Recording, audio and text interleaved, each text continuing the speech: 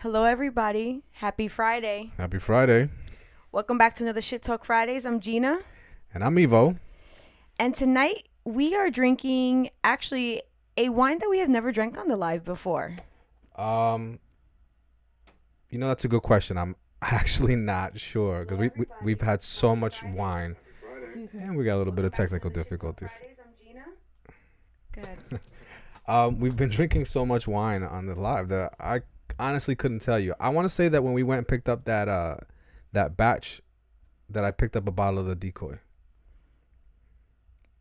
No, you got the duck something. Okay, there it is. That's why I'm confusing it. It wasn't decoy. It was duck. Ducks. It was a duck. I thought it was a duck duck on it. So I mean, I don't know. They're all kind of the same to me, I guess. It's a Cabernet, and they all just fucking blend into each other at some point. At this point, I think the palate that we have, it just kind of like they all end up kind of tasting the same. Yes and no. There are some that I definitely feel like taste the same, but there are a couple that like are my faves. Well, I don't feel like they taste like anything else. What I mean is like the bottles that we get now, Mm-hmm. it's like a curated type of selection that are all like favor to the palate that we have, so they're kind of similar, Yeah. different and unique in their own ways, but definitely all are kind of in the same wheelhouse. Yeah, I would agree. So let's cheers. Cheers. Cheers to you, I've been sir. looking forward to this. Yeah, same.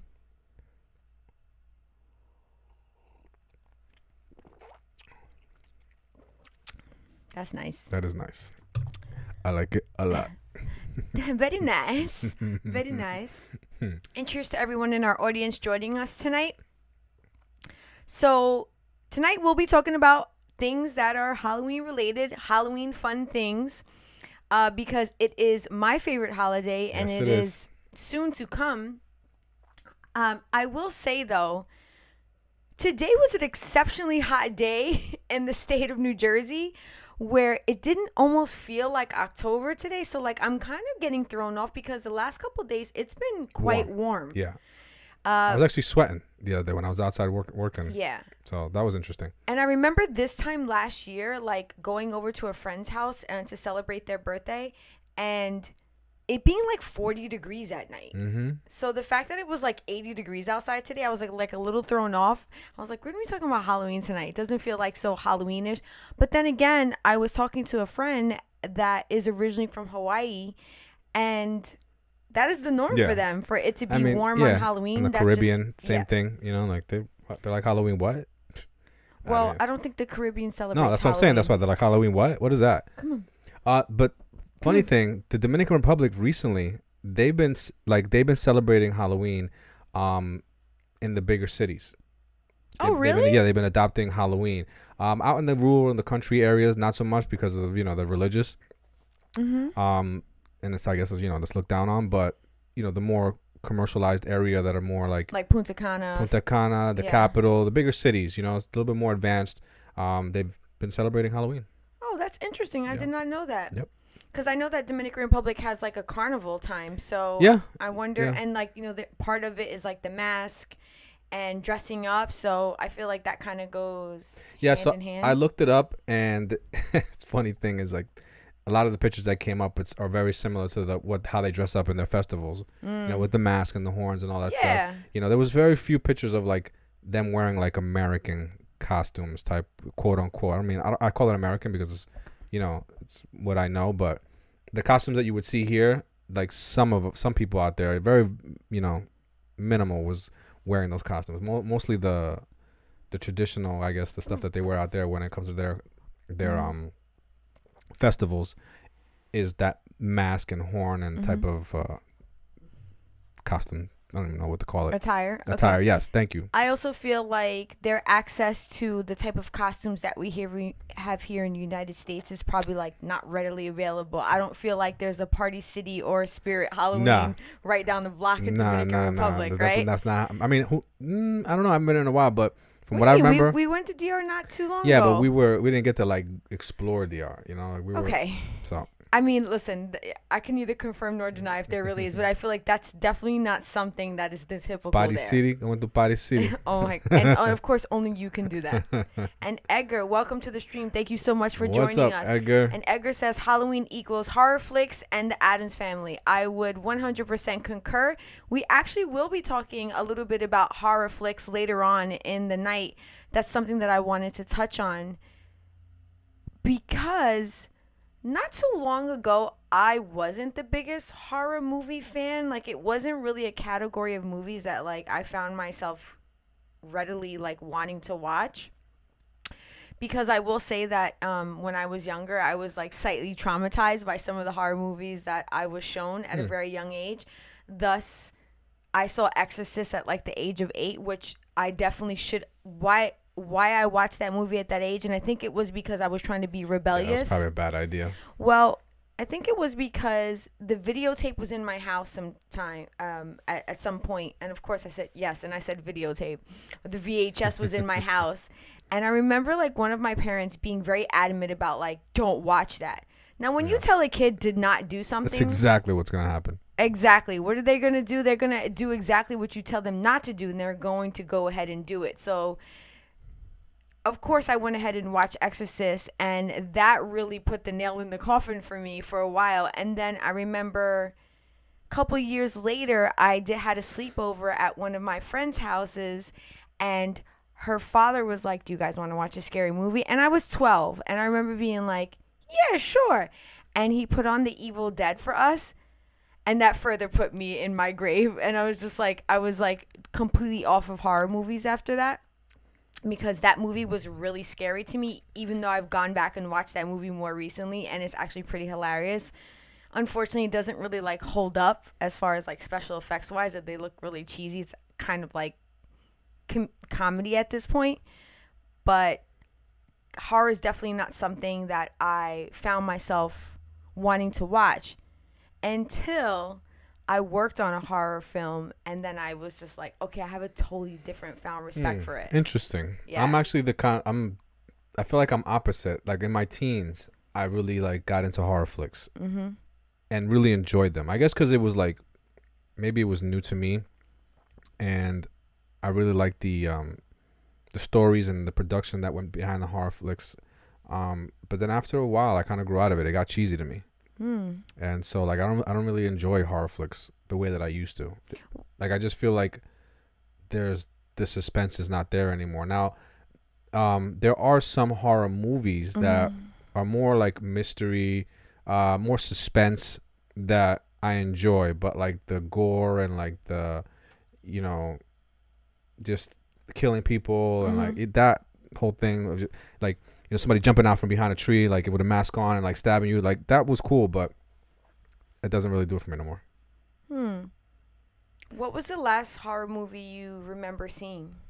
Man, listen, I'm very selective about the things that I keep in my memory, and a bad horror movie is probably not going to be one of them. So I'm sorry. I'm just wondering, I can't tell you. Is there anything memorable? I just didn't enjoy it. No, but I'm saying, is there like, could you think back, man. Is there any horror movie like in the recent, I don't know, decade, Evo, that you're like, I saw that, it was cool? Off the top of my head, no, I couldn't tell you. I'd have to think about it. Okay, so I think that you haven't seen some of the more recent horror movies that are really great. No, you're probably right. I have no interest, so I'm not exploring it. Correct. But tell me what it is that about working on set that made you have a totally different outlook on horror movies. I had a newfound respect for it.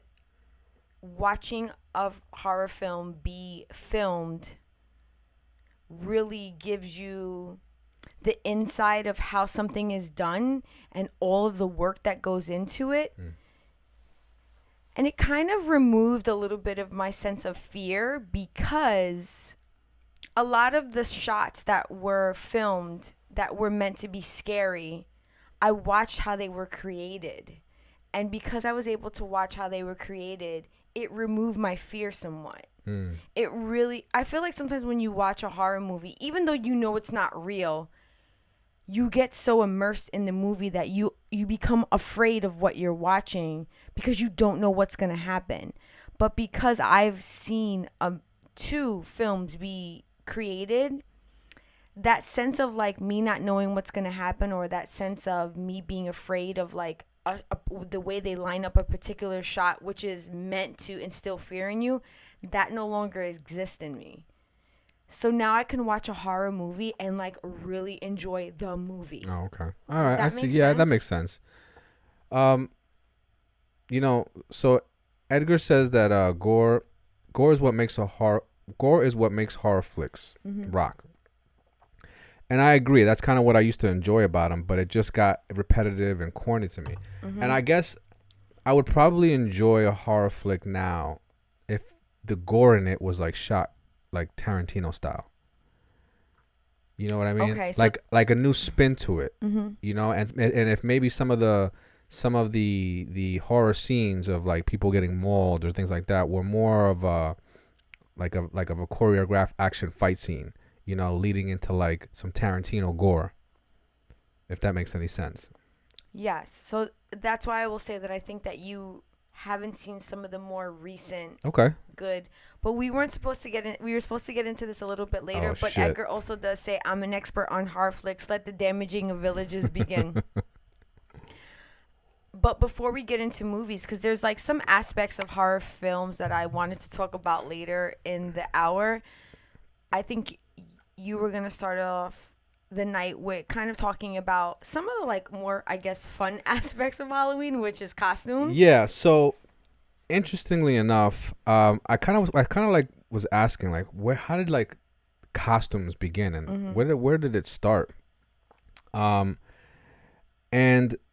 more so, I was wondering like how the sexy portion of like Halloween came about, because it's like, you know, nowadays you think about Halloween and you think about a couple things, but one thing that you really think about is like, you know, girls dressing provocative and you know, and slutty costumes and things. So I would kind of like wonder like where did that start?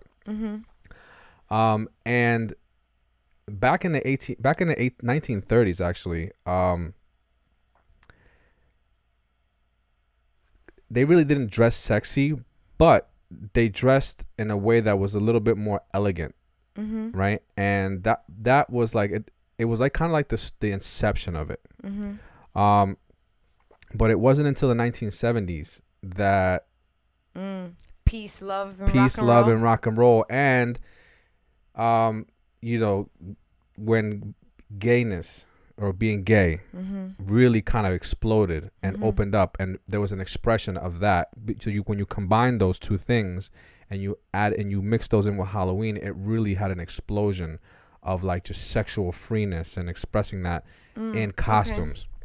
So it was that combination, you know, it was like the perfect storm, you know, if you call it, that really exploded the erotic slutty costume genre that it is now. When you go to Spirit, you know, there's a whole like section of like, you know, provocative and slutty costumes, and you buy them on the internet and they're all over the place, and that's really what like catapulted that into what we know today, and that's according to the Huffington Post. Yeah, that's interesting that you say that regarding like, you know, I guess the more openness of homosexuality, and then that intertwined with the 1970s where people were really like embracing their sexuality, and people were really embracing like love and peace, and I believe a lot around that time there were a lot of drugs being used.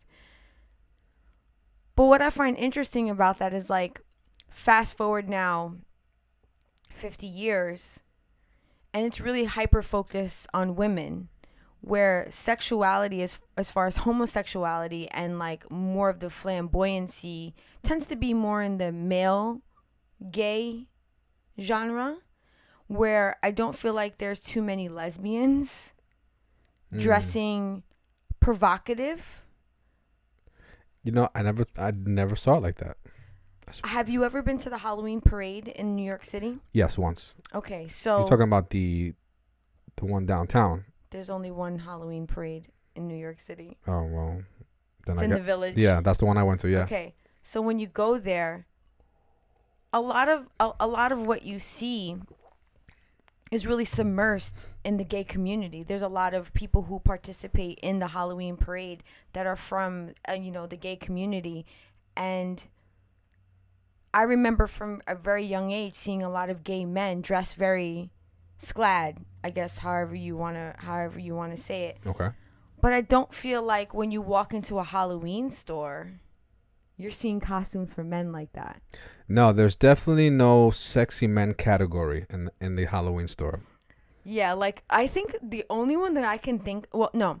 There's a couple that I can think of that maybe accentuate certain features of a man, but not like over sexualize them. So like there are things like the caveman where they have them dressed like with no shirt on.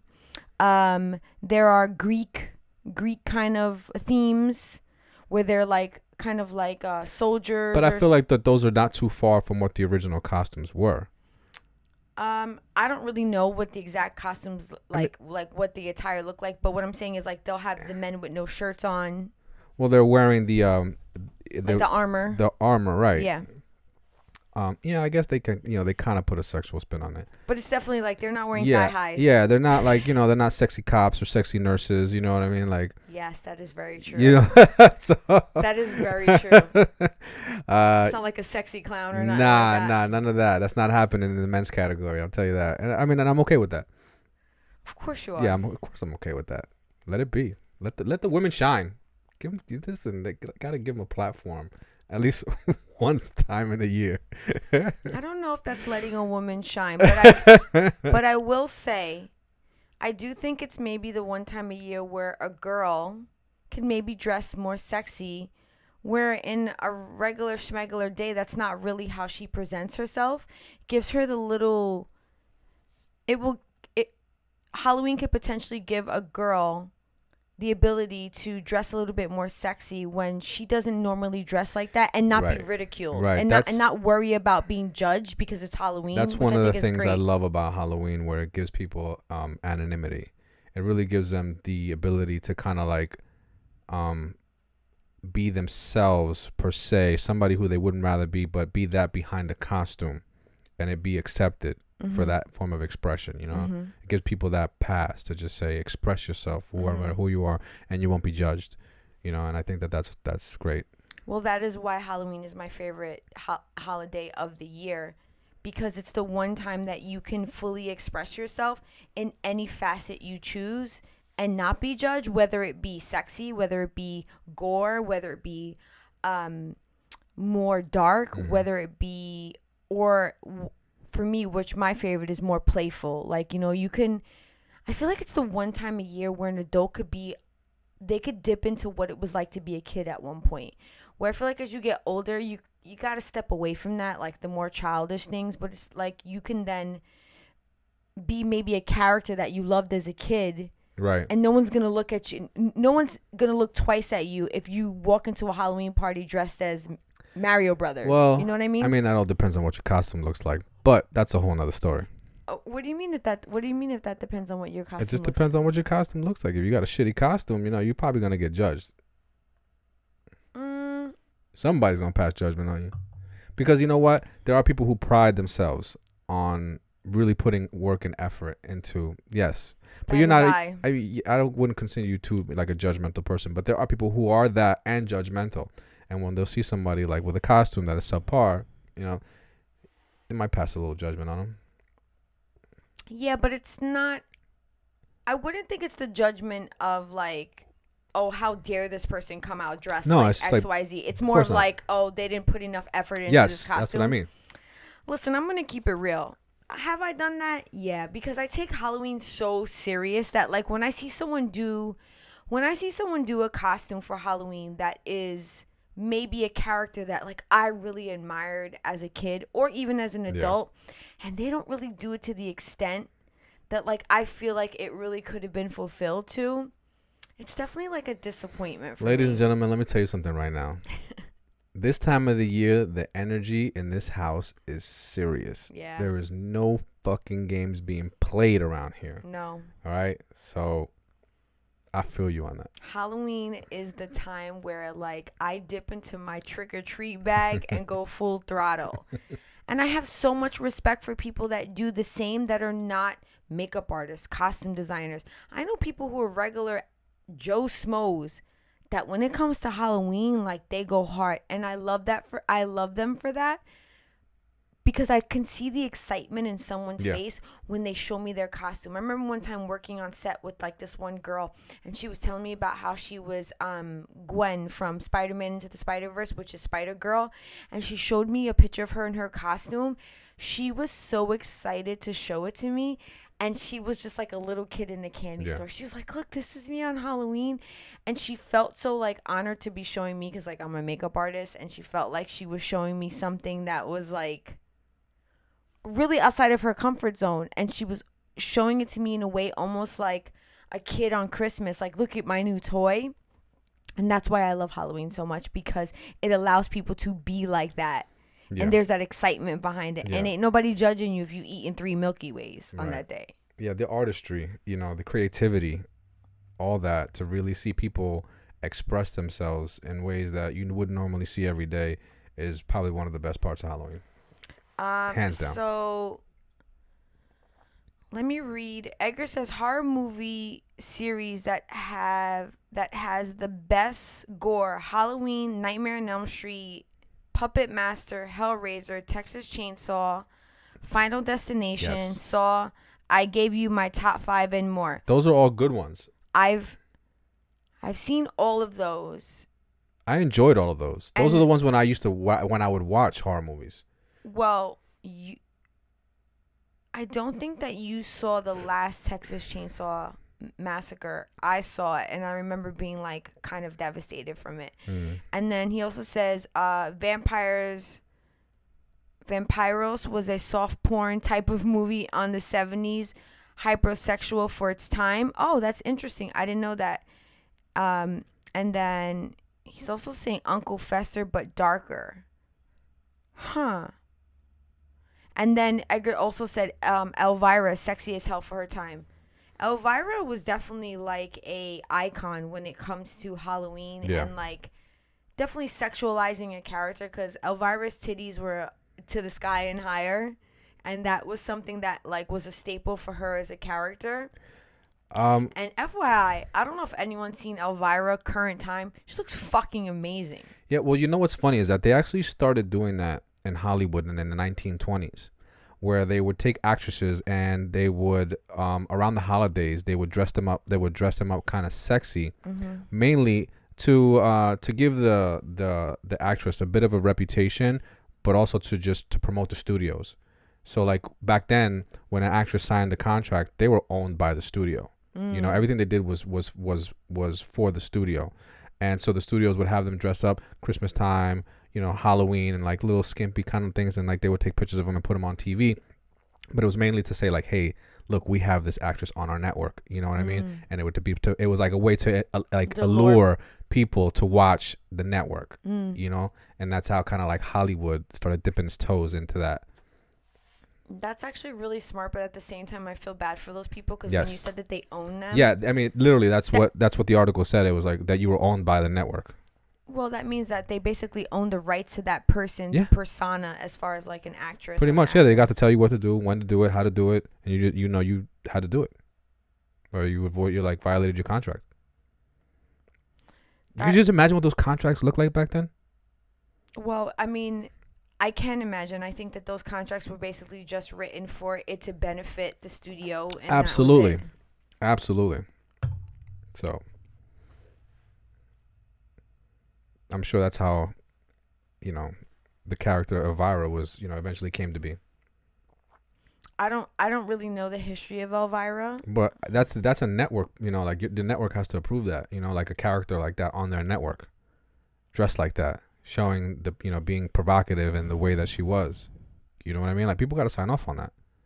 Oh yeah, I would. Yeah. I would, but I don't. But what I'm saying is like I don't know the history of Elvira. I get that. Like I don't know how she came to be. I don't know why she developed that character. I don't know like what the origin. All right. Yeah, I see what you're saying. Yeah. I guess what I'm saying is that I don't know Elvira's origin story. Is what I'm trying to say. So, as far as like the sexy costumes, I'll be honest. it's never been my forte. Like, I don't prefer to do a costume in any element that is sexy. I have done it to participate in other groups of friends that were like, oh, we're going to be. I remember one year my friends were like, we're going to be birds of a feather. So we all had to be different birds. And it was pretty interesting. But, of course, I chose the darkest bird. I was like, I'm going to be a raven. Well, your Queen of the Dam costume was pretty sexy. Well, that was because... That's the way her costume was. That's the way her costume was. So, like, I wasn't really trying to be anything other than what Akasha was in Queen of the Dam. Plus, that costume was made for something very in particular. So, like, let's not get into why I was Akasha. No, I honestly don't even really care. I actually used to get hired to dance at private events. In no other way than like actually just like when you went to imagine you went to a party and like they had dancers like this dancing like on like podiums or like on race platforms like, and they just looking good and dancing, like that's kind of what you used to do while people were mingling and having a party, and I was literally, the way that I used to look at it, I was like a decoration. That's literally pretty what much I was. A moving decoration. An attractive moving decoration. Yeah, it was great money though. Oh yeah, great money. I used to get paid well to dance for a couple of hours, and to be honest, and then we could chill afterwards. Yeah, a lot of the time I was just about to say that. A lot of the times I got to hang out at the parties afterwards, and it was good times because like I always felt like I got to work in environments where the people were so cool. Yeah.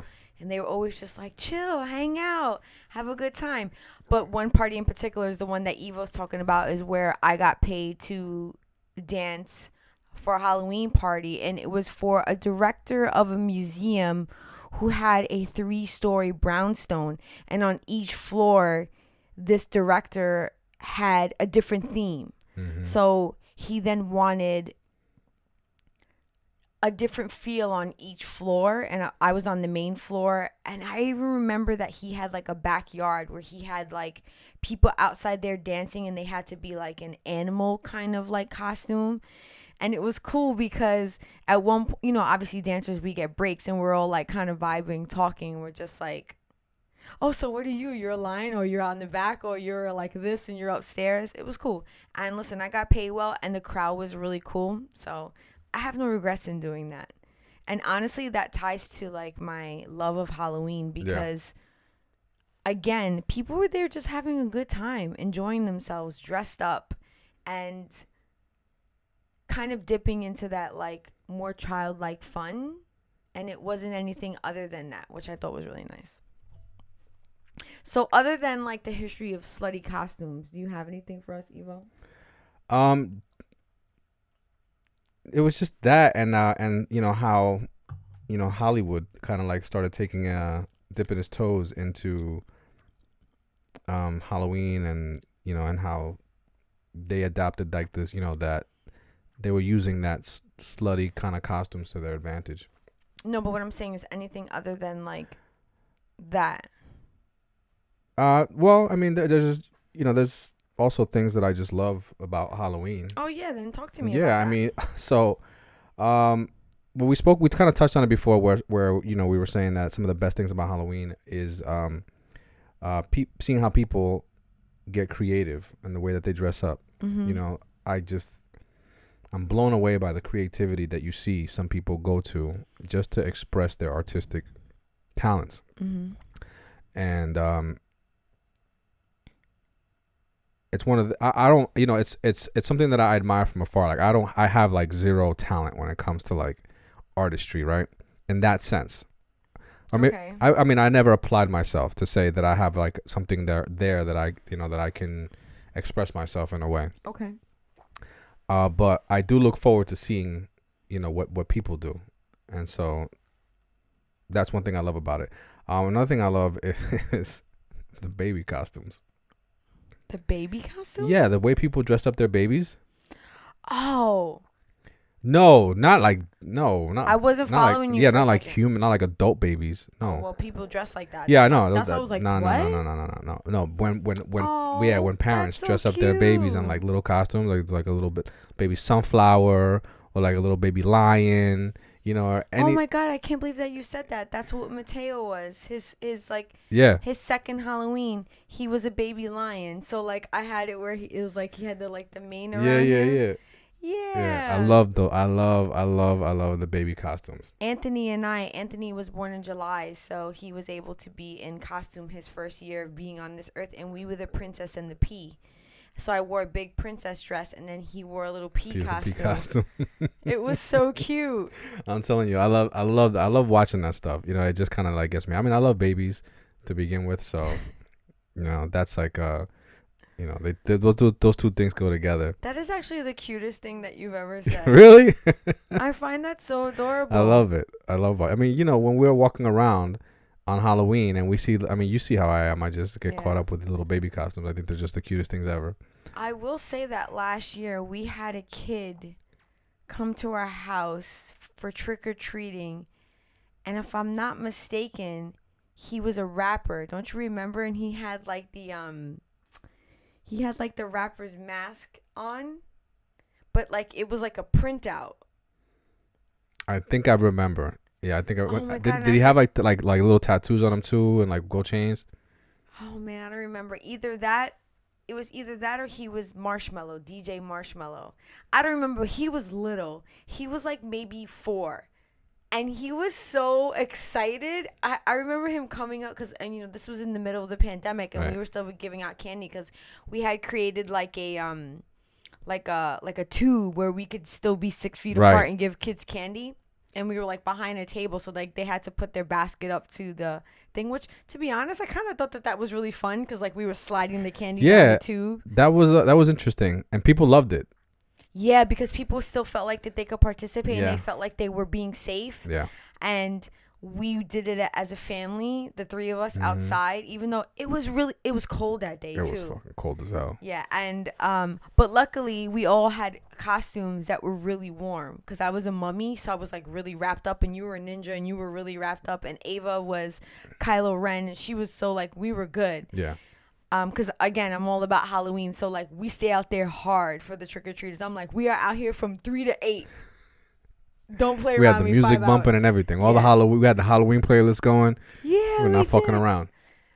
We actually won't be around this Halloween, No, we but won't. that's a whole nother story. But I think that's so adorable that you love the baby You like costumes. that? Yeah, they're adorable. You've never shared that with me before. Yeah, I love it. That's great. One thing that I really love about Halloween is like the decorations, like the way people decorate their houses. Hello. Oh man, the shit that people do to their houses is just mind blowing, and I live for it. I live for Halloween just so that I could see that. I even go online too, and I'll search around and I'll be looking, for like the most, like the dopest, decorated houses, or when they do those like those like light shows with the music. Oh yeah. Well, that's more Christmas, I feel like. I think they do it for Halloween too. Yes, but I feel like Christmas people go hard for that. If you want to talk about decorations, when we first moved to the town that we live in now, people immediately knew who I was because out of, I don't know, 5, 6 houses on our block, like 3 on the right side and like 3 on the left side of the street, Yeah. people were just like putting out a pumpkin. And it took me like a half a day to put out my decorations. And then Christmas came and I was like, here's this wreath. This is true. You could tell immediately from like the first season that you were all about Halloween in comparison. And I feel like that was funny because like some of the other, like most of the other neighbors, like they went hard for Christmas. Yeah. But Halloween, they were like, eh.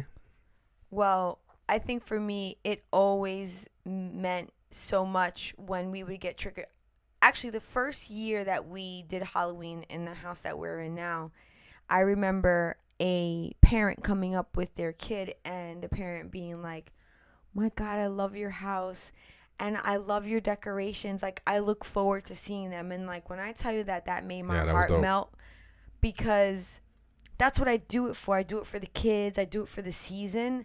I'm not like, I mean, I do it for myself too because I love to do it. But at the same time, I hope that people appreciate like the effort that I go through to like give a presentation so that when their kids come to our house trick-or-treating, they feel like it's Halloween. Yeah. So like that's what I want to give children because I love Halloween so much and I loved it as a kid. So I want to be able to like give kids back that feeling because I feel like kids in the current time, it's different, you know. It's not the same type of Halloween where I went out with a pillowcase and I trick-or-treated for 4 hours or whatever it was, and we went to literally every house, or you went to the rich neighborhoods to go trick-or-treat. So like I want to give kids that feeling when they come to our house that like I'm going to this house and they're about that Halloween. You want them to remember. Yeah, I want them to be like, yo, go to that house. That house got the good candy and the good decorations. And when I had that lady tell us that day, I was like, yo, I'm always going to go hard for Halloween in this neighborhood. And what I will say is that our neighborhood goes hard for Halloween, which I love. Yes, there's a street in our neighborhood that the whole street, what's it got to be like 10, 15 blocks? No, it's like. It's got to be at least 10 blocks. It's 5, but they're long. 5 blocks? Yeah. Are you sure? Yeah. 5 blocks. I ride my bike pretty often on that. It's 5 blocks. I made that shit sound like, you said they're long, like they're New York City blocks. I would say that they're equivalent. I mean, for me to feel like they're 10 blocks. Because there's probably like a good 5 to 6 houses on each block. I feel like looking it up. Does it matter? No, it really doesn't. But that's how we do. we get into the technicals of shit. But anyway, yes, they go this block. This street. It's a block party. Yeah, our town has a block party. It's not even a block party. It's a street because there's numerous streets. Oh yeah. It's one street that goes across a certain part of town, and the middle of town. The whole street is like dedicated for trick or treating. And when I tell you that this street looks like a freaking festival is going on, it's exactly what it looks like. I don't have anything up on it. No, I wasn't. Oh, okay. I thought you wanted to like show something. No. Yeah. So that hands down is one of my like top 5 favorite things about Halloween. Another one, you know, it used to be the Halloween movies, not you know so much now. Mm-hmm. But you know, back when I was into like, you know, scary movies, and like I used to like look forward to like, you know, the Halloween marathons and you know binge watch Halloween movies. And we touched on this before, which is seeing people come out and being able to express themselves behind anonymity. Mm-hmm. Why couldn't I get that out? Because that's how you do. That's how I do it. Yeah, so just being able to see people express themselves, you know, without being judged. I mean, they're potentially going to be judged, but they probably care less. Which is great. They care a hell of a lot less because, you know, I've seen people that you could just tell that they're shy, they're socially awkward, you know, but they get to like really be out and about and kind of feel free, which is cool.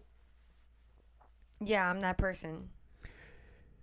Yeah, I don't think you're that socially awkward. Like I'm talking about. No.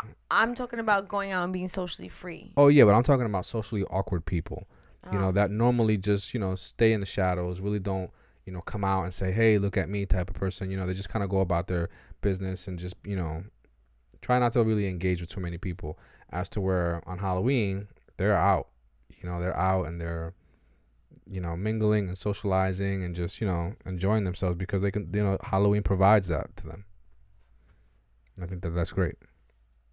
That is why I'm telling you I love Halloween so much. It's the one time that I feel like you can be a kid no matter how old you are. Yeah. You could be 50 and engage in some sort of Halloween activity, and no one's going to look at you any differently. And I feel like it's the one holiday that has that above all. You know, Christmas is really focused on like gift giving, where like Halloween is like really just about like having a good time. Yeah. And like having fun and trick-or-treating and dressing up and having fun with your friends and going to parties. And it's not really about like, oh, I have to go out and buy somebody something and like give them this ultimate gift or something like that. and it's not really focused around food, so like nobody has to be slaving over anything. I just really feel like it's more about fun and expression, even though the holiday came about, it's a mishmash of like a lot of things. But I think I hold Halloween really near and dear to my heart because it was the holiday that my mother also loved, and she really would take the time to take me to like the ultimate Halloween store and get me like an elaborate costume. So like I grew this love for it because I didn't have the best childhood. So, but that was the one time where like my mom would really indulge. So I always looked forward to Halloween. And like I obviously just carried that on into my adulthood. But what's interesting about that is that I have a very strong artistic side of me. So like it really went hand in hand. And at a young age, I didn't understand that. I didn't understand why I loved the makeup so much, why I loved the costume so much, why I loved like the alteration of like my appearance. And it wasn't until I got older that it like clicked for me. Right. And it clicked for me in a way through movies. So I'll never forget when I saw Edward Scissorhands. 1992. I remember being in the movie theater. And when I tell you I was in complete... Actually, I'm sorry, it may have been before 92. Let me just look this up really quick. But when I saw Edward Scissorhands for the first time, that's when I knew that I needed to be in that world. I needed to create that type of fantasy. I needed to, or I wanted to be able to like give people the same feeling that I got when I watched that movie for the first time. Because I knew that it was a movie. I knew that Johnny Depp was playing that character, but it transported me somewhere else. I literally felt like I was in that town in Florida watching this character try to be like a normal person. And I just really felt like it's almost like what a book does for me. Like a book like kind of transports me somewhere. Right. Where sometimes like when you watch a movie, it's hard to imagine yourself in that world because you're watching it. But when you read a book, because there's no imagery, right, your imagination runs wild. But when I watch Edward Scissorhands, my imagination ran wild.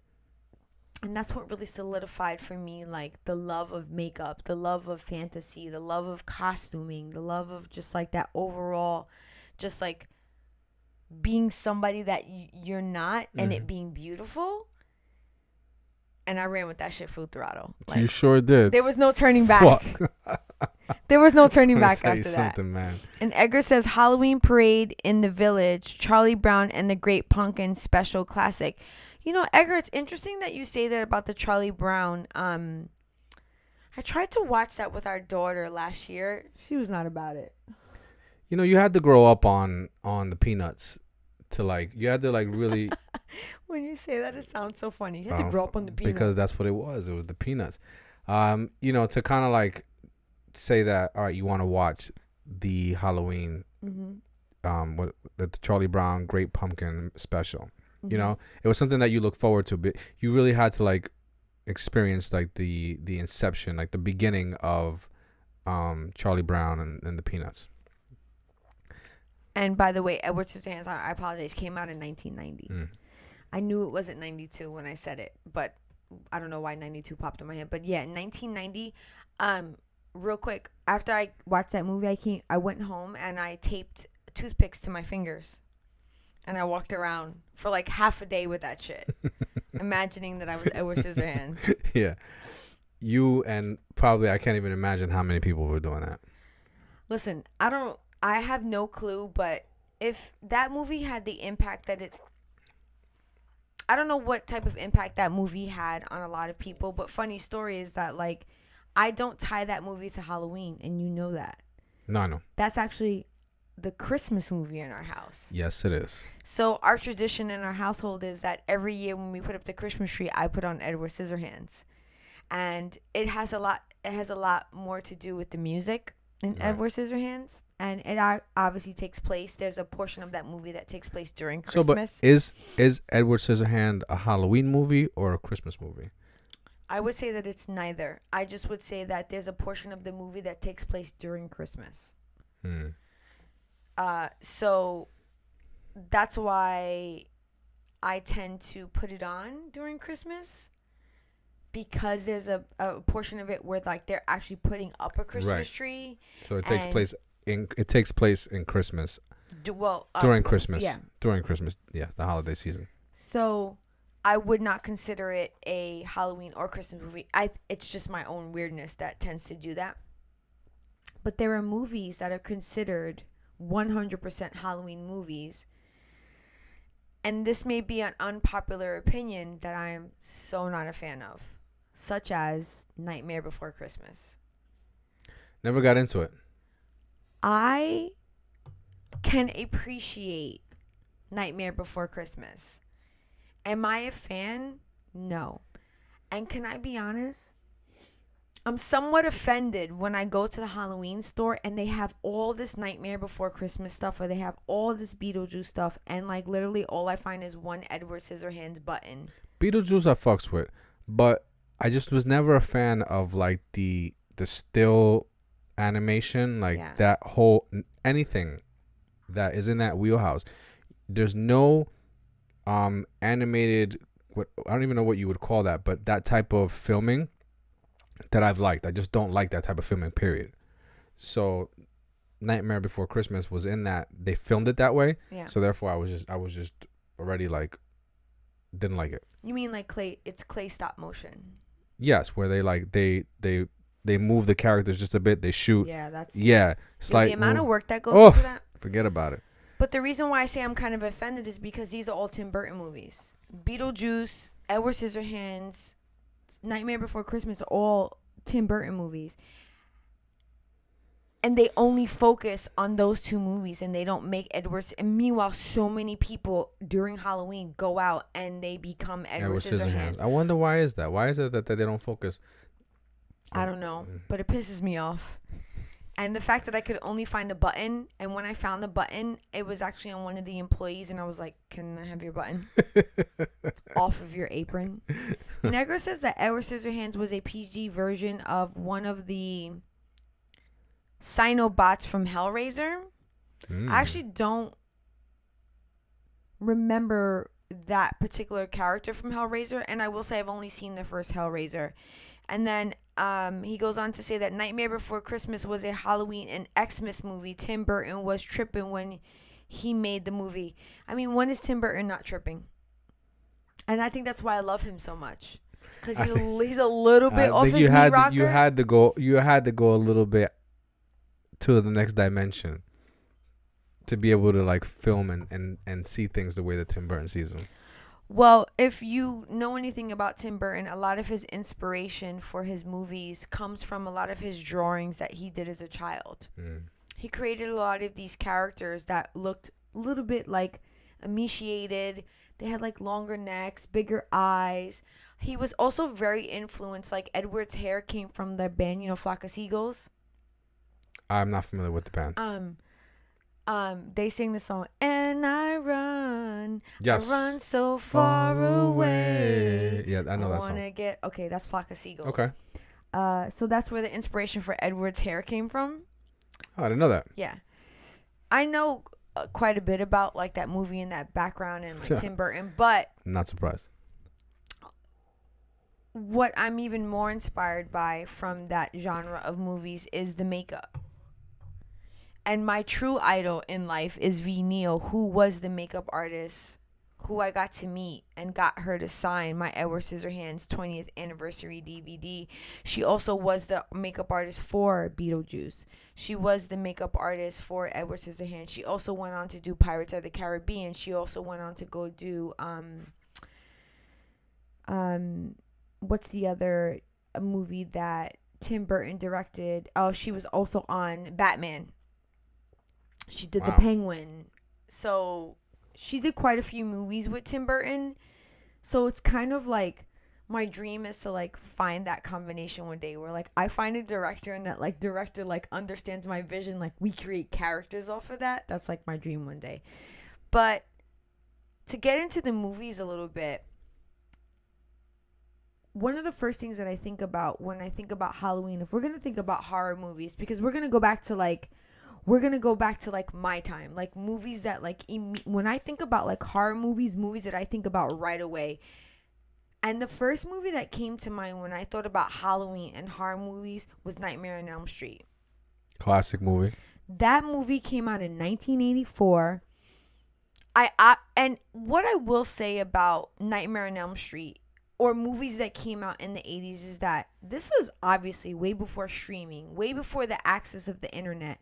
So movies were being watched so many years later, but they still held so much value. So for example, I didn't see Nightmare on Elm Street till I was probably like 10 years old.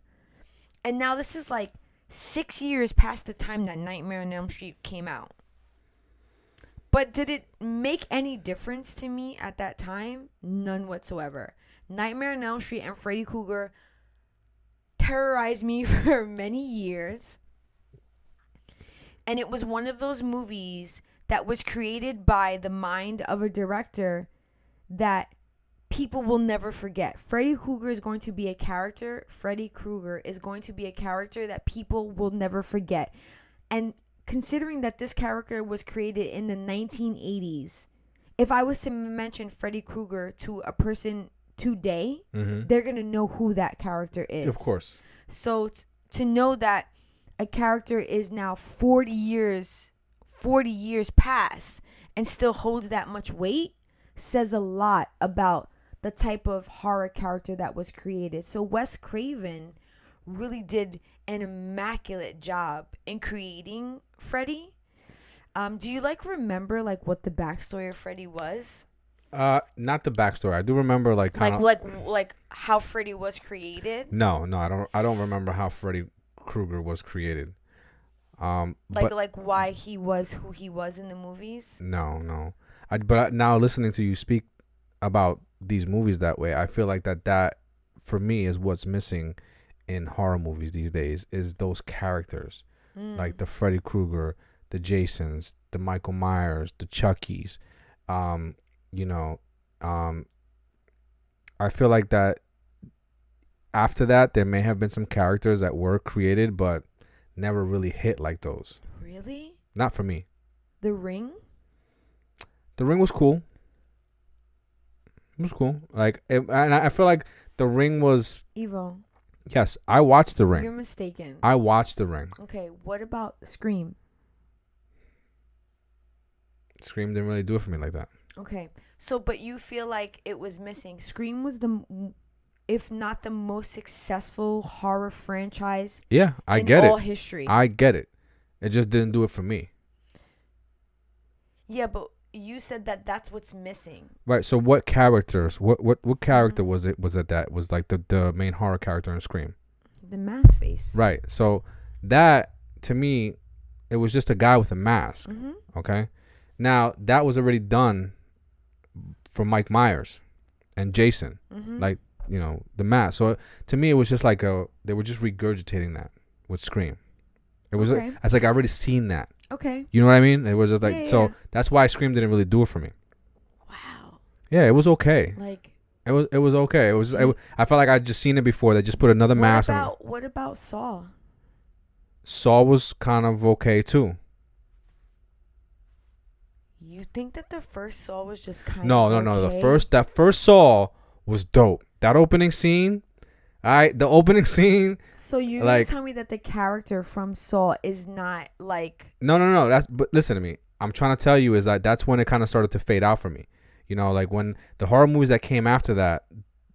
After Saw. After like Jason, Freddy Krueger, Mike Myers, Chucky, like the ones that came after that, like there wasn't too many of them that were doing it for me because I just felt like that they were just kind of regurgitating the same shit. Now Saw. Okay, so I just named 3. I named The Ring. The Ring, I told you, was like. I named Scream. Scream was just not. Scream was Scream first. really didn't do. It really didn't do much for me. Wow. Okay. And then I also named Saw. Saw The Saw series. So the Saw series after the second one, I was done. Okay. I really was. But you don't feel like that character that was created from Saw is iconic? It was yes and no. Like again, it wasn't really that memorable for me. I don't like. I don't know. I don't really know how else to explain it. It just wasn't that like I said. The first movie, that shit was dope. I find it interesting because I asked you like what was the origin story about Freddy, and you couldn't remember that either. So like, how memorable is Freddy to you? Well, listen. You know that if you had to ask me like details about stuff like that way back then, it's gonna be very foggy for me. Yeah. You know? So I just feel like characters are very memorable because of like the things that they instill in you. So Freddy was created in the movie he was a child murderer, and the parents burned him alive. That's why he looks the way that he looks.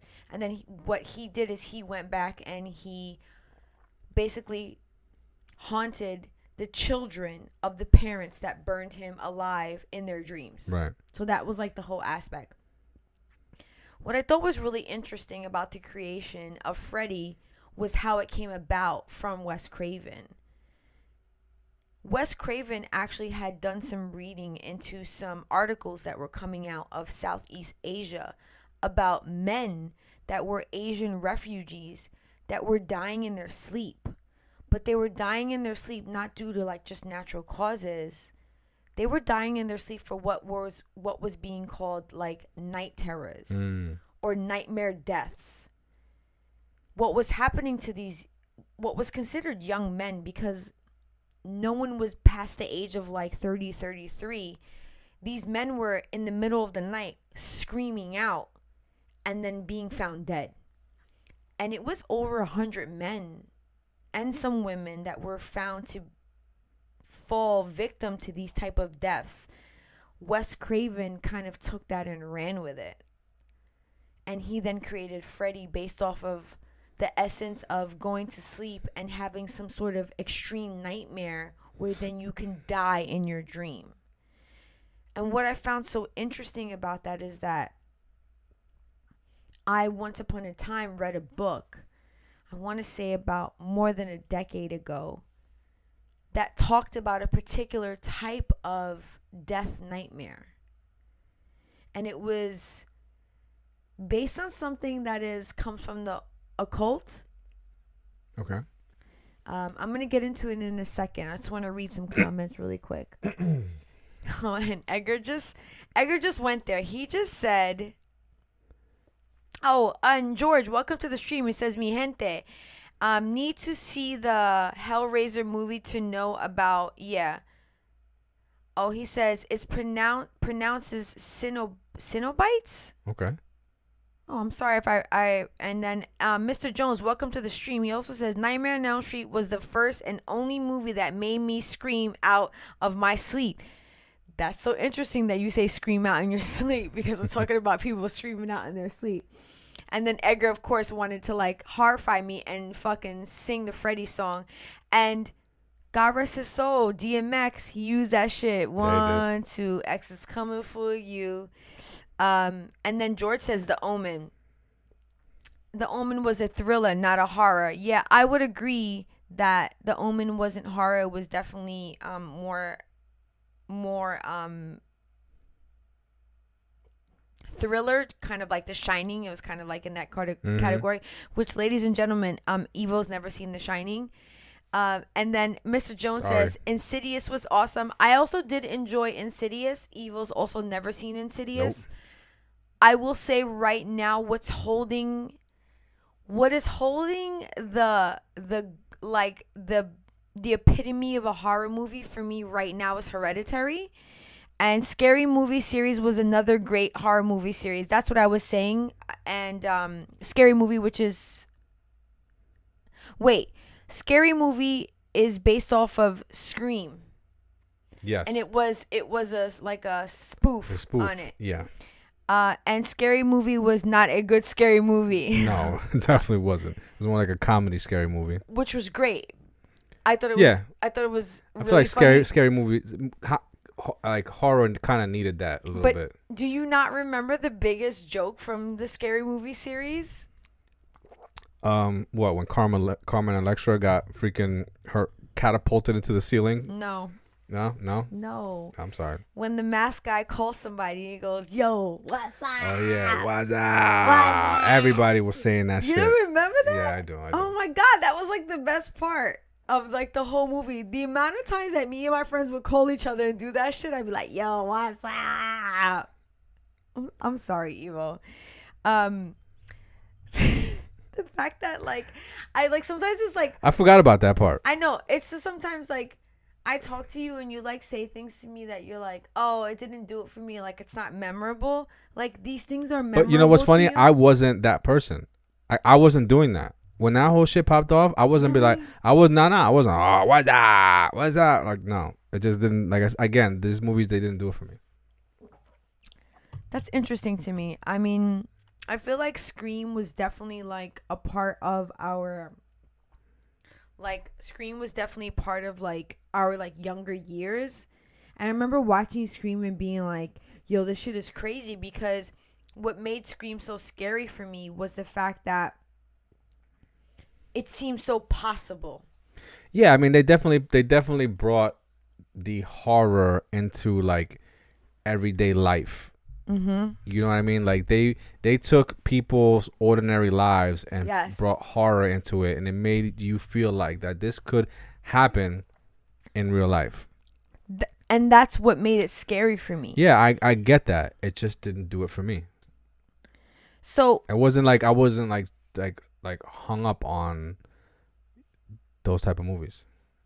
So what would you consider like your ultimate then? Like what is like, if you were to say like a horror movie, what is like the ultimate for you? Like when I watched that, I felt like, wow. So here's the thing, right?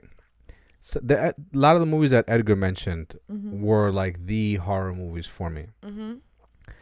Then horror movies kind of got corny, and then after that, it just didn't feel right after that anymore. And even though there was some great horror movies that came out, for me, they just didn't do it for me. Like I kind of like just lost this umph for me. Mm-hmm. But what? That's a personal like a personal opinion, you know. I get that, but what? I guess I'm just trying to dig deeper. What about it? What about the newer movies, umph-wise, did it lose for you? I just didn't feel like it was. It just didn't scare me. It didn't. I lost like the movie magic of it, if for lack of a better term. Okay. You know, it was like it got corny, it got repetitive. It was like, oh, like this is not like, now it's not a scary movie to me. It's just like I just feel like it's just people regurgitating the same shit, and I just lost my interest in it. Okay. I don't even know how else to explain it. That's fine. Yeah. I'm just trying to understand. Yeah, so I totally lost interest in horror movies. I'm just going to make sure that I'm going to now make you watch like several scary movies that I have lined up for you. I mean, I'll give it a shot. We'll see what happens. I don't know. Because, I can't say it's going to do it. Because Evil's the guy over here that debated that Die Hard wasn't a Christmas movie. Listen. Funny that you brought that up, because I will tell you right now. Let the record show, okay? Cocaine and titties disqualifies any movie as a Christmas movie. And in Die Hard, there is cocaine and titties. So, I'm sorry, it is not a Christmas movie. Listen, Evo. Let any pose that argument. Okay. I'm not here to debate that with you. Yeah. I'm just saying that I feel like your argument falls right now. You're saying it. Movies currently don't do it for you. Right. I just think that you haven't seen a lot of the great horror movies that have come out in current times. So I feel like your statement right now, it holds some truth because you haven't seen them. Yeah. But I want to expose you to them, and I think maybe next month in November, like maybe the Day of the Dead, we'll talk about like these movies that I feel like maybe you are missing out on. Yeah. I just feel like as far as Die Hard goes, people forget that there's a scene where I got the dude busted in the office. I don't think that people forget that. But Christmas movies are not always just meant for children. Christmas is about family. Christmas is about but they make movies just for adults. Okay. But Christmas is about a certain thing. People was like, no. And you don't know. No. You're like, I just feel like because it took place in Christmas, people want to label it a Christmas movie. They fucking disqualified themselves when they put cocaine and titties in that motherfucker. I am sorry. You do not pass go. You do not collect $200 with that one. Thank you very much. Well, our daughter and I have been kind of like on a Halloween binge. We've been watching Halloween movies, which is pretty fun. We just watched Gremlins 2 together, which I really enjoyed watching with her. But something that I wanted to like touch on really quick when we talked about Freddy Krueger and the night terrors, something that I thought that was really interesting about these like nightmare deaths that they were being called is that, like I said, once upon a time, I read a book and it was about vampires. And I know that people don't believe that vampires are real, and that's understandably okay. But there are aspects of, how can I put this?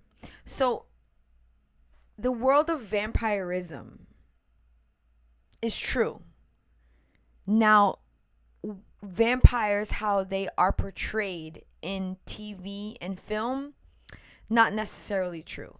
But the aspect of vampirism is true in the essence of there are ways that there are people in this world currently that feed off of other people. Okay. And I don't mean necessarily blood. Right. So, when I did a little bit of reading into these nightmare terrors that people were having, a lot of these Asian cultures, because it was happening a lot in Southeast Asia, a lot of these Asian cultures have a understanding that they consider this to be tied to the spirit world. And there are a lot of different names of what it is called when these type of nightmare terrors happen to people or nightmare deaths happen to people. And what it is led to believe is that these people are experiencing sleep paralysis. So, to give you a little understanding of what happens during sleep paralysis is, you know that when people go to sleep, they go through 4 different stages of sleep. When a person enters the stage of REM, which is the rapid eye movement stage, your body is actually paralyzed at that point. But because you're such a deep amount of sleep, the 2 sections of your brain that are working at the same time, the one section of your brain that is like paralyzing the body, and the one section of your brain that is conducting the REM are separate. What happens is when a person experiences sleep paralysis, the 2 sections of the brain become crossed. And I don't mean like sections in the sense of like this, the left and the right. I mean basically like the best way I can explain is like your wires become crossed. So when you're in REM, when you're in REM, what happens is that you wake. But then that portion of your body that's paralyzing you, or the portion of your brain that's paralyzing you, is not awake. So you wake up and you can't move. And people have then talked about how they feel like there's a pressure on their chest and they can't talk and they feel like they want to scream but nobody can hear, or they're screaming but nobody can hear them, right? Mm-hmm. I feel like you've potentially heard this before. Yeah, I have. I mean, I have my own like version of that, but yes, I have heard it before. So I feel like many people, if maybe you can attest to this, you have woken up in the middle of the night. You're not even sure if you're like fully awake or you're still sleeping or you're dreaming, but you can't move. You can't hear yourself. But something is happening. You feel like a presence, or like there's something there. Something is like something is happening to you that you can't control. You have no control over what's happening to you at that time, but you're alert. Have you never heard of this before? Have you ever experienced this before? The only thing that I've ever experienced was being conscious of my dream. Mm-hmm. Okay. And when I say being conscious of my dream is realizing, being aware and awake to the point that my mental conscious is aware that I'm dreaming, and knowing that I'm in a dream, and even going as far as manipulating my own dream because I know I'm dreaming. Right? So there's been times where I feel like I've become conscious, but I'm still very much immersed in my dream, where my dream is taking place, is playing out in the way that it is, whatever story it might be playing out. But it's very vivid, and it's very, but I know, like, I'm paralyzed. I feel that paralyzed feeling where in my dream, I feel like motion wise, I can't move in my dream, but I'm very aware that of what's going on in my dream. You know, there's like, it's like this brief moment where physically it feels like I'm constricted in my dream. Okay. Because consciously I'm very, like, I'm aware that I'm dreaming, but I'm also like almost awake. Okay. You know, it's like this weird space. But then there's other times where I become conscious in my dream, but still very much asleep, and have been able to manipulate my dream. Like, so I remember, like, I've vividly saying to myself, like, wow, I'm dreaming, and like, I'm gonna manipulate this and do things in my dream that are mind blowing.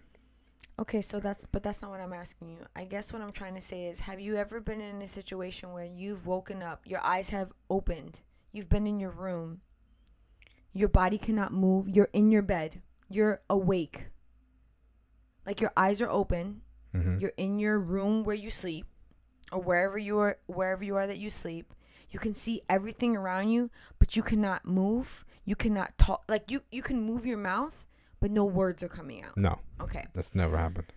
It's happened to me before. That's crazy. It's actually happened to me a couple times, and this is what is considered sleep paralysis. From this book that I read, a lot of different cultures will call this something different. The English term is just sleep paralysis. Okay. But in this book, Vampires, The Occult Truth, written by Konstantinos, talks about a particular type of sleep paralysis, and it is called the hag attack, and is the fourth type of vampirism. Hag attack. Hag. And it comes from one of these Asian cultures, and the hag attack talks about an entity that enters your space while you're sleeping, and they place themselves on top of you, and while you're sleeping they pull your energy, and what happens is, while that transfer of energy is happening, you awake and you become completely paralyzed. Whoa, that's deep. Yeah. Now if you look into a little bit of these cultures and their belief in this tie between you sleeping and the spirit world, they talk a lot about that there is an entity that enters into your realm, that they pull from your energy, and now you are completely paralyzed, but you are awake, and you feel, that's why a lot of people say that they feel this pressure on them, they feel this like weight on their chest. So this has come from a lot of people talking about this. Is not, so in the book the author talks about these experiences that people have, and the interpretation is hag attack only because that is the way that the word translates from a lot of these different cultures. And it's considered a type of vampirism because it's a removal of someone's energy. They're taking something from you. All right, I get it. You get it? Yeah, I get why that name is attributed to that experience. And the reason why they will say hag is that some people have claimed to say that it is a female. Something enters their presence in a female form.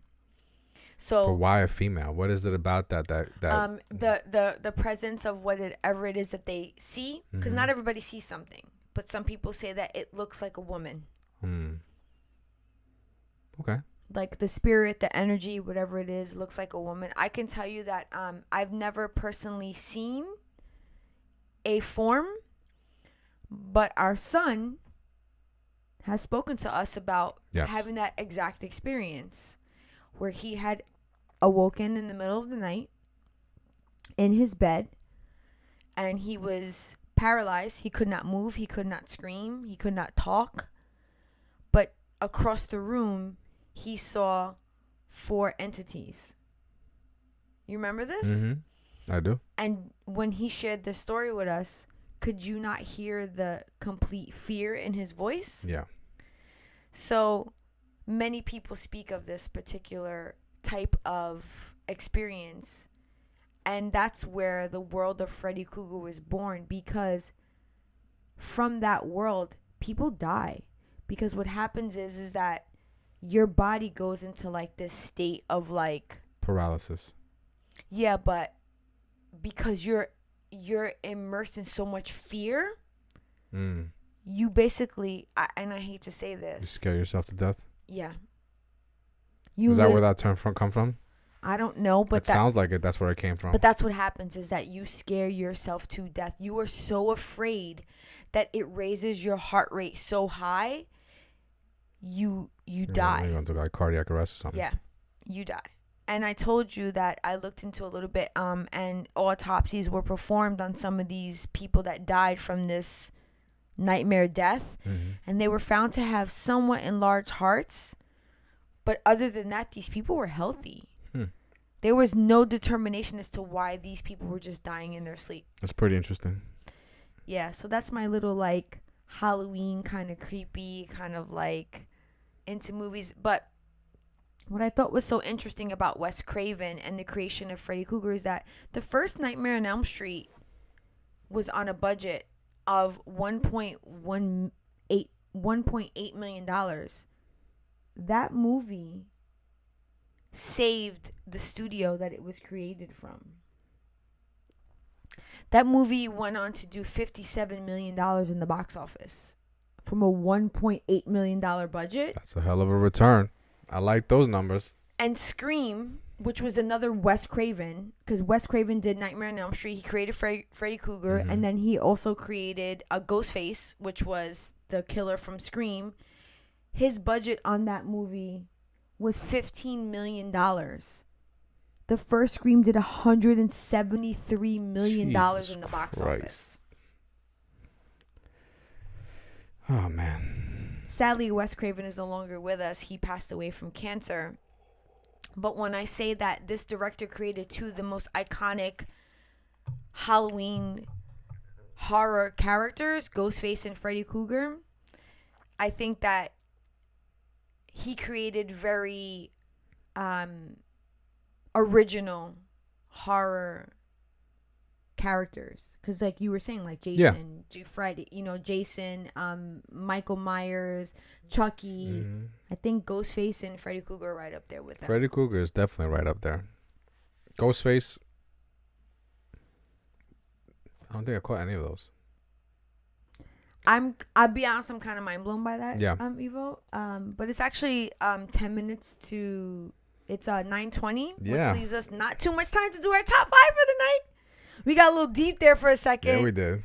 But like that's what Halloween is about. I kind of feel like we were like around a campfire and we're just like, we're gonna share spooky, scary stories. Or like in Scream is like, do you want to play a game? You remember that? Yeah. Do you want to play a game? So, all right. Getting into our top 5, we're going to switch gears a little bit over here. This week's top 5 is Halloween's worst costumes ever. Oh, man. I'm worried because I hope you're ready for this. I will critique the shit out of this tonight. So, I feel like you're going to be pleasantly surprised. I hope that you are. Out of the worst ones? Yeah. Because okay. I feel like that you're going to be expecting something that I'm not going to present. Okay. Okay, so, Eva, I'm ready for you. Go ahead. Serve it up. So coming in at number 5 is, can somebody tell me what the fuck is this? Oh, I know what that is. What is it? Is this supposed to be a narwhal? Yeah. Really? Yes. It's like, it looks like a dolphin mixed with I don't even know what the fuck those flippers are on their feet. Narwhals don't have those on their feet. What? A narwhal? Yeah. No, this is not a narwhal. Evil, that's a narwhal. I know it, but it kind of looks like one. But this shit is fucking ridiculous. Like, I don't even. This is. Oh, I love. Look at the dog in the background. Listen, the dog. I like the dog better than I like this goddamn costume. Like, you're mean, Evo. Mean. This is. Evo's a bully. He's this a costume is bully. Horrible. This is terrible. Like, all right. When have you ever seen a narwhal look so deflated? Evo, it's a costume. This looks like a dehydrated narwhal. Like By the way, look, this narwhal. This is. This is a narwhal. They have flippers at the end. Not. Yeah. Look at this dude's feet. He has to walk, Evo. This dude looks like Goofy with these fucking shoes right here. Like these are. Wow, you're being so mean. No, but listen, these for are a person that doesn't go hard for Halloween. These are the worst costumes ever. Evo's being really top mean 5 worst costumes.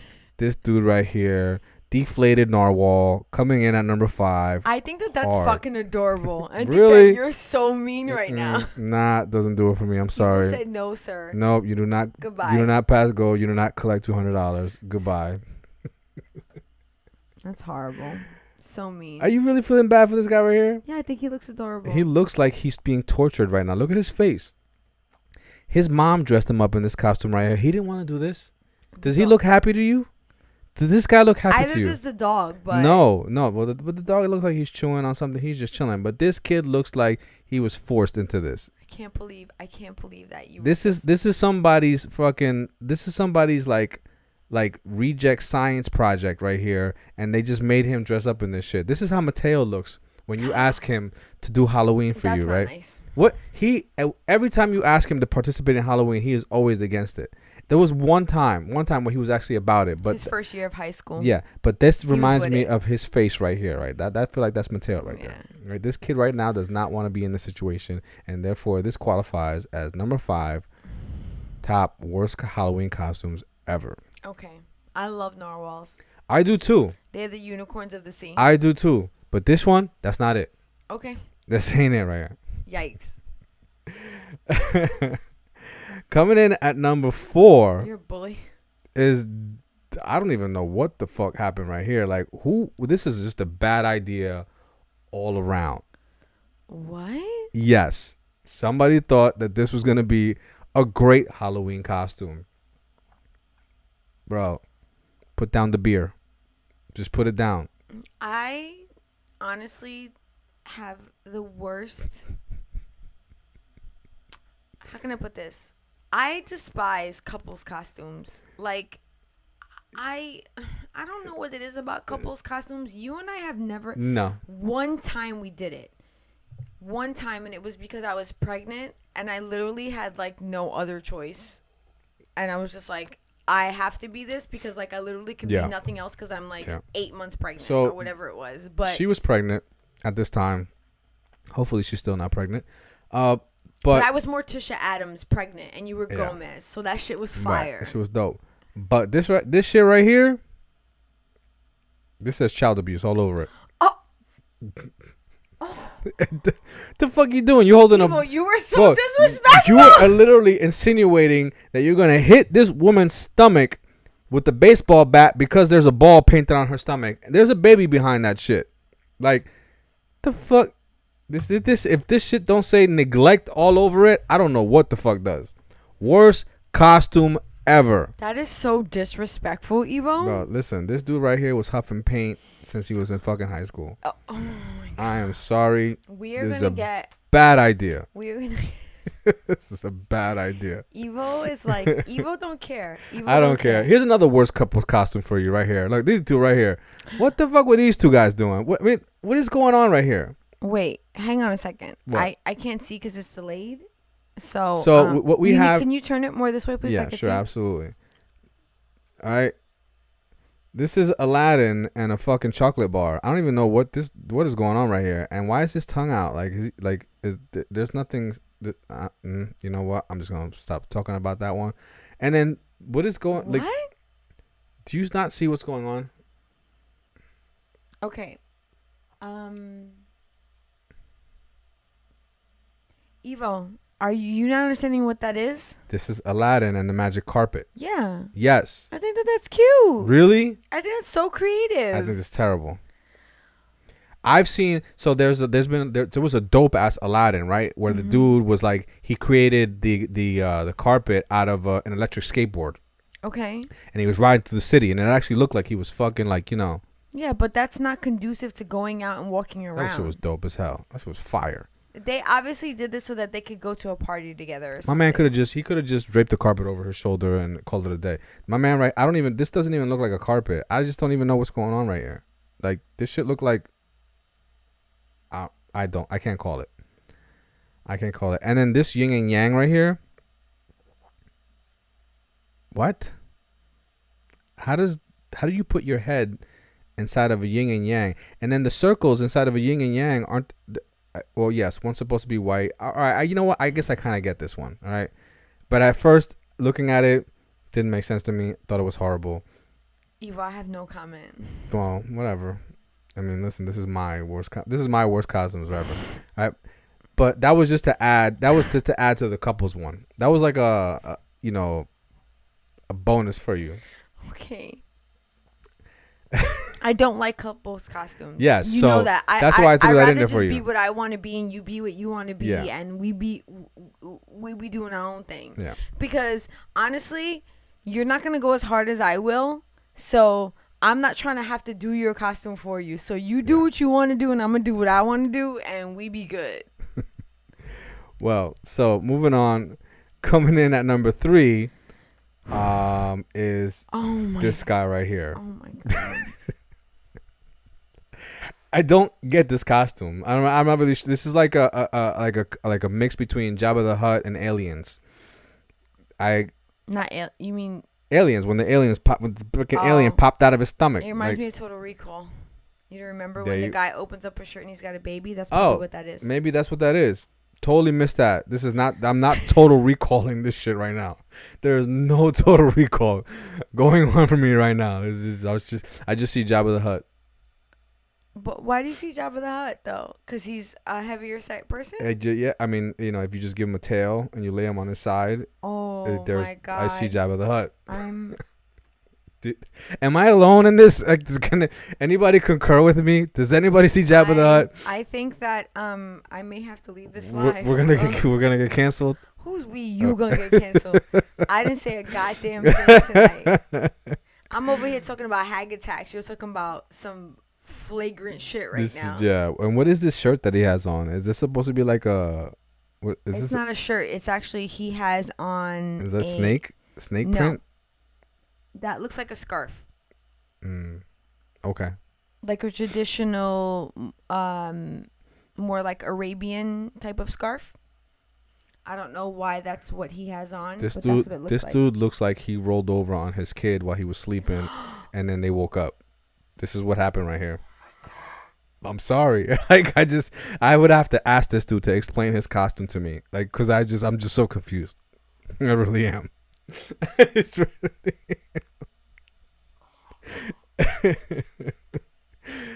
the worst costume ever. Okay. Worst. So trying to keep it tight because we're on a tight schedule here. Okay, that's fine. All right. Listen, we still have a couple minutes. We got 1 minute. Oh man. Coming in at number 2.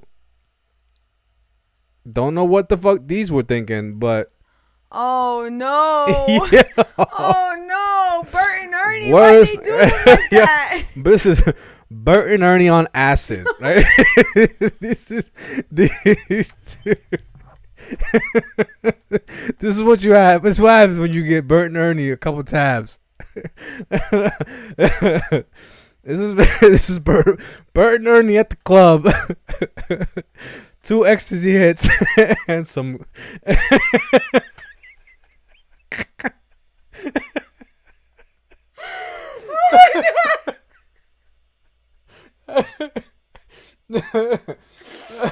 Oh my god, Evo! What? That is the most funniest.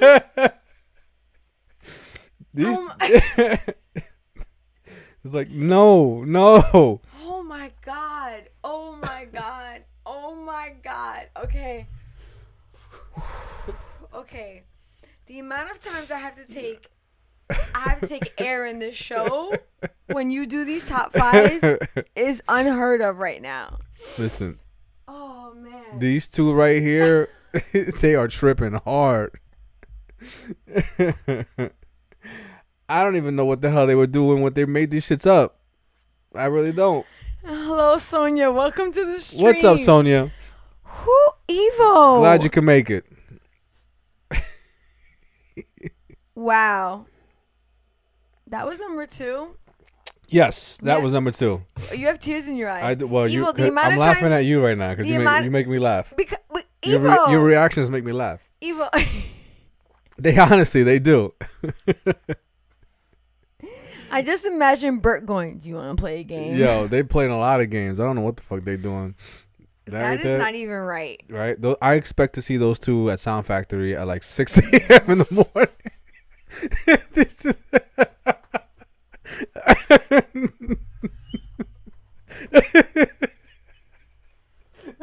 Where you going? Wait, come back. Don't leave me. What you doing?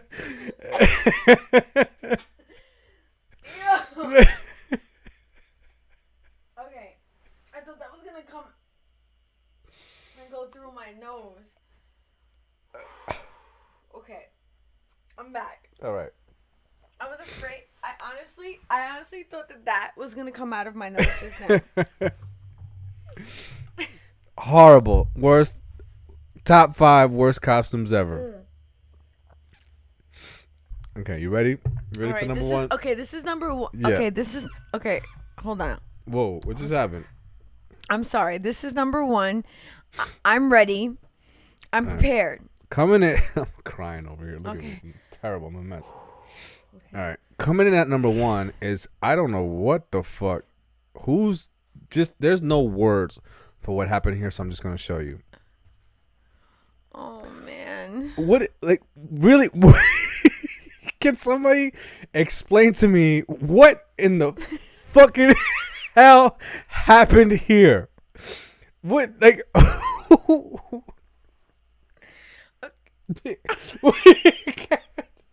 I have no words for this. I just don't. I can't. Oh, no. Is this supposed to be Pennywise? Is it? I just. Okay, I need you to introduce this properly. Right. Coming in at number 1, top worst costumes ever in the history of Halloween is this shit right here. I don't even know what to call it. This shit is a half a penny. This is a half a dumb penny. Like, I just don't get. What happened? Who fucked up here? Who did not take notes? Somebody did not do their research. I don't know. Evil. We have to go. So that wraps up our top 5 worst costumes ever of Halloween. I hope that you enjoyed it as much as I did. Oh my God, Evo. Because if you was expecting like some fucking worst shit that you would find at Spirit, that's not how we do it. Wow. That's not how I do it. That top 5 just went from like 0 to 100 for me. It started off with like a narwhal that I felt like kind of offended by. And then you went full throttle. You like shifted to 5th gear and you were like, guess what, Gina? Yeah. You thought I was playing around? That was the point. Top 5? That was the point. Guess what? Yeah. Here you go, Yeah. bitch. That was the point. Take this and shut the fuck up. I had to put it in slow real quick.